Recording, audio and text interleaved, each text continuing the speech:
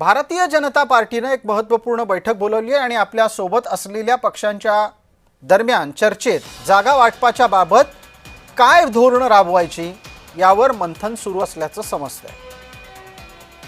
या बैठकीला आशिष शेलार, राहुल नार्वेकर, अमित साटम, प्रवीण दरेकर, अतुल भातखळकर, योगेश सागर ही नेता मंडळी उपस्थित आहेत।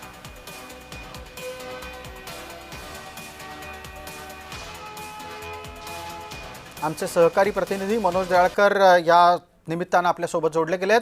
मनोज, इतके महत्त्वपूर्ण मुंबई स्तरावरचे नेते ज्या बैठकीत आहेत त्या बैठकीमध्ये प्रत्येक पालिकेत कुणाला किती जागा घटक पक्ष म्हणून सोडायच्या याची चर्चा होतीये का सगळा भर हा मुंबई महानगरपालिकेच्या बाबतीतल्या चर्चेत आहे?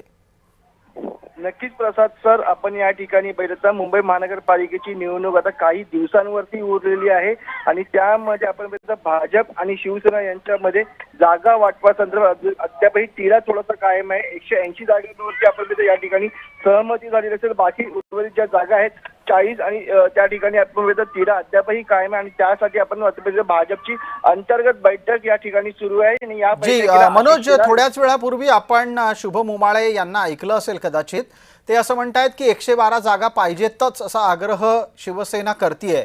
एकनाथ शिंदेंचा 112चा आग्रह भारतीय जनता पार्टीला मान्य आहे का? कारण काही दिवसापूर्वी तुम्हीच ही माहिती दिली होती की जास्तीत जास्त 70 जागा द्यायला भारतीय जनता पार्टी तयार होऊ शकते।